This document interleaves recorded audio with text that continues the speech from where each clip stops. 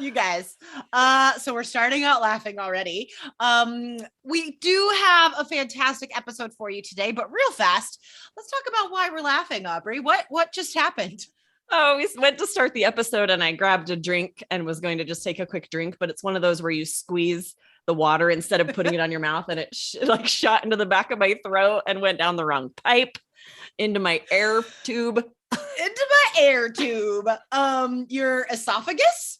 I guess. I suppose. I'm not an anatomy major. Larynx. I'm not a doctor. These are all parts of the throat. Guys, we are going to answer a few questions about speaking part 2 today.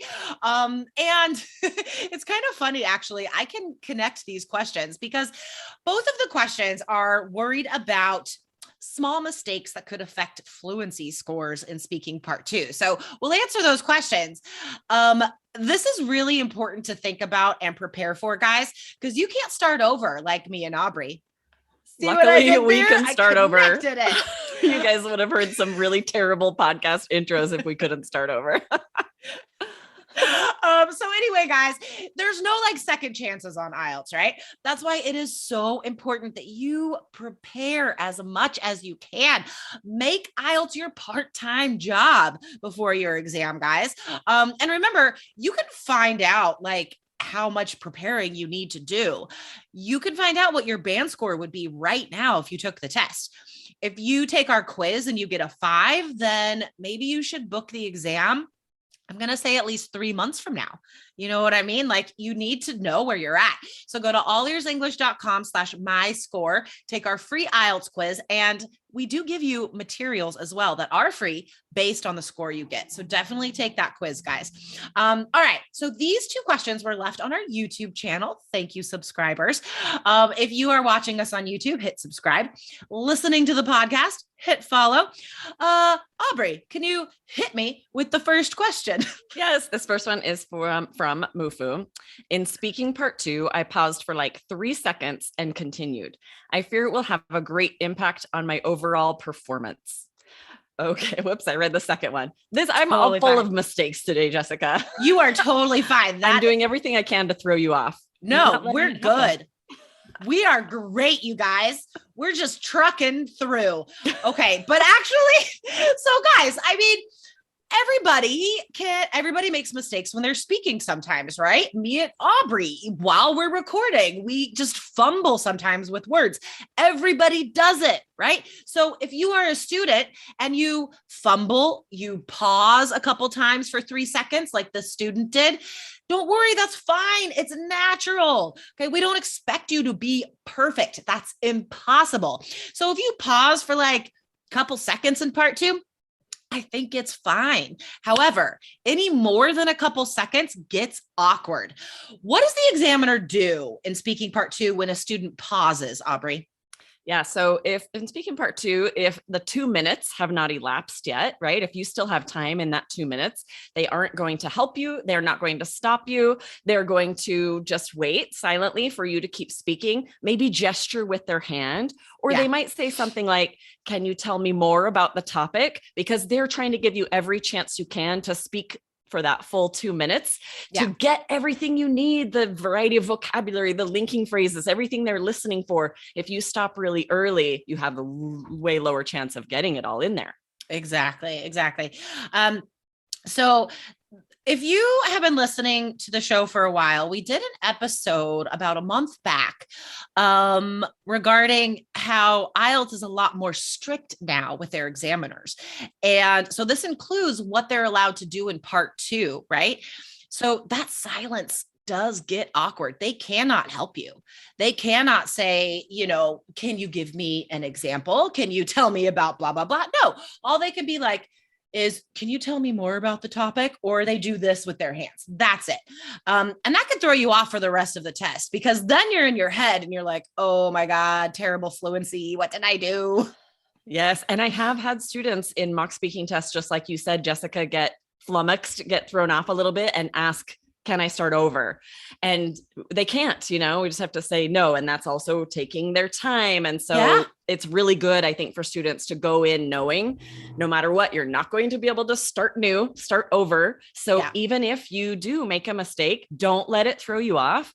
Just keep talking, right? No matter what, it's the examiner is looking at your overall performance as a whole. Like you said, if there's a little pause here, a second here, it's okay. Keep going. Don't let it destroy your whole score. Exactly. So in order to be able to keep going and not have awkward silences, because really, guys, you don't want any silence on the exam. In order to prevent that, you need to have great filler phrases. When I'm thinking, I use so and well, but you can draw them out and it's still natural, it's still fine. So if I'm trying to think of something to say or get back on track, then I could be like, so, or well, like you could just make it longer. That's fine. Yes, exactly. I always let students know when we're talking about linking phrases, slow down, right? Let each word take a little more time. Even if you're going to say something like, to be honest, I haven't thought about this in a while. Like say it slowly, draw it out, give yourself time to think of what you're going to say next. Yeah, slowing down even just a little bit, guys, it improves your fluency score because you have time to think, right? Clear ideas, and it improves your pronunciation score because you have space for intonation and stress, for expression. So it improves 2 scores if you just slow down a little bit. One last phrase before we get to the next question. Here's a longer one. Write this down, rewind and write it down. If you can't the first time, you could say, okay, sorry, I forgot where I was going for a second. This is so native. I say this, friends say this, because we'll be like telling a story and then just something will pop into your mind that distracts you. Something will happen that distracts you. And so we'll say, oh, okay, I forgot where I was going. Exactly. This is a great filler phrase to use. We say it all the time, right? You're telling a story and maybe you veer off a little bit and you're like, wait, where was I going with that? Yes. Anyway, and then just like get back to the story. And it's actually really idiomatic because you're not going anywhere, right? So to talk about your mind wandering where I forgot where I was going is an idiomatic filler phrase. So double whammy. All right. What's the next question, Aubrey? Okay. So this is, what if you speak for 1 to 1.5 minutes, but covering all the points with good grammar and coherence? And that is from Psycho Venom. Interesting name. Love it. Thanks for following. I love it. Okay. Yeah. So great question. I know it doesn't seem fair that you could be marked down for speaking fewer than 2 minutes, as long as you have like great linking phrases, that's the coherence, and you have great grammar. But remember, guys, there's 4 totally separate categories that you're scored on, right? So if you're using a lot of grammar structures and you have almost no errors, then you will get a high grammar score, right? Because that grammar score is only based on your grammar.